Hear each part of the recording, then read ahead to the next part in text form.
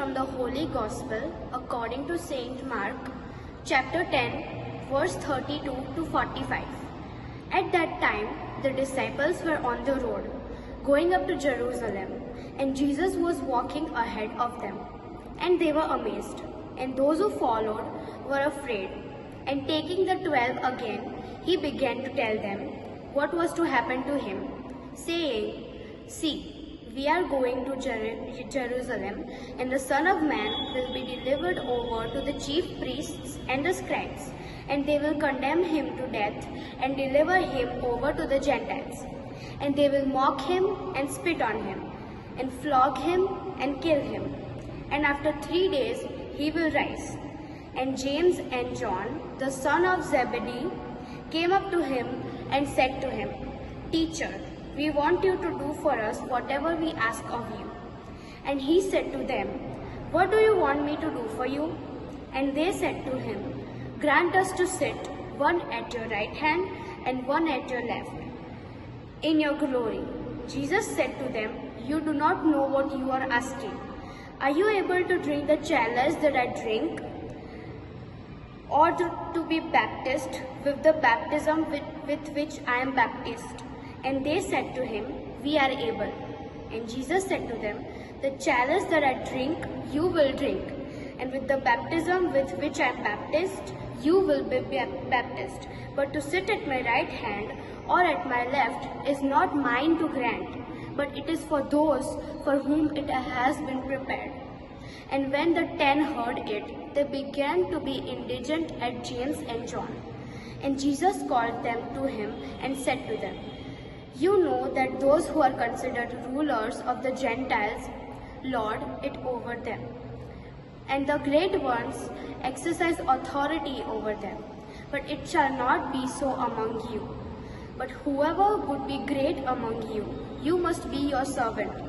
And whoever would be first among you, you must be slave of all. For even the Son of Man came not to be delivered, but to serve, and to give his life as a ransom for many." The Gospel of the Lord. Praise to you, Lord Jesus Christ. ખ્રિસ્તમાં ભાઈ બહેનો, આપણે બધા સુખી થવા માગીએ છીએ, popular થવા માગીએ છીએ, બીજા આપણે માન આપે એવું ઈચ્છીએ છીએ. એટલે આજના શુભ સંદેશમાં પ્રભુ ઈસુ એમનો જે દુઃખ મરણ વિશે ત્રીજી વખત એમના શિષ્યો આગળ રજૂઆત કરે છે. બાઇબલ કહે છે પ્રભુ ઈસુ યરુશલેમ તરફ જતા હતા અને એમના શિષ્ય પાછળ આવતા હતા. જે લક્ષ્ય માટે આવ્યા હતા એમાં તેઓ હંમેશા આગળ. ભલે એમના શિષ્ય સમજે કે નહીં સમજે, એ હંમેશા આગળ જ રહે છે.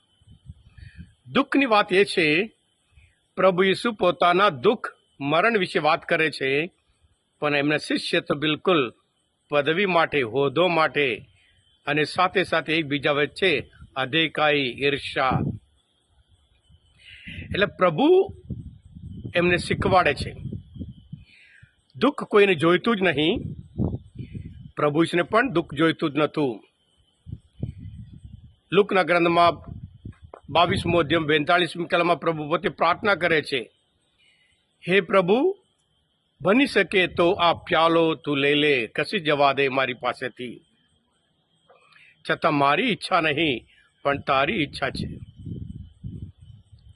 હા ક્રિસ્તવાલા ભાઈ બહેનો, આજના શુભ સંદેશ દ્વારા પ્રભુ ઈસુ એમના શિષ્યને, આપણે દરેકને અમુક મહત્વની બાબત શીખવાડે છે. પ્રભુ કહે છે, શિષ્ય થવું એટલે દુઃખમાં ભાગીદાર બનવું, સાથે સાથે લીડર બનવું.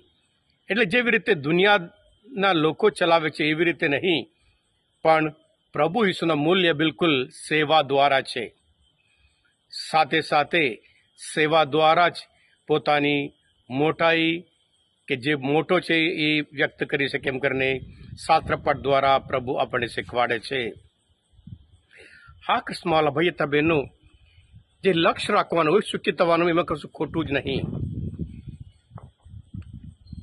આપણે બધા સુખી થવા માગીએ છીએ, આપણે બધા ઈચ્છીએ છીએ, બીજા આપણને માન આપે ઈચ્છીએ છીએ કેમ પ્રભુ ઈસુ એવા મહાન નેતા છે, ગ્રેટેસ્ટ લીડર ઓન અર્થ, જે દુઃખ વ્યક્તિને દુનિયામાં સૌથી વધારે પ્રખ્યાત થયા હોય એ મહાન વ્યક્તિ છે. દુનિયાના આગેવાનો લીડર્સ તો હંમેશા એમના શિષ્ય આગળ હોય, આ લીડર પાછળ હોય, પણ પ્રભુ ઈસુ એવા મહાન પ્રભુ છે, એ આગળ જાય છે જેથી કરી એમના શિષ્ય પણ એમને સમજે. હા, ધીરે ધીરે એ લોકો પણ સમજી ગયા હતા કે છેલ્લે યોહાન સિવાય બીજા બધા સહિત હતા, પોતાનું લોહી રેડીને સાક્ષીમય જીવન જીવ્યા હતા.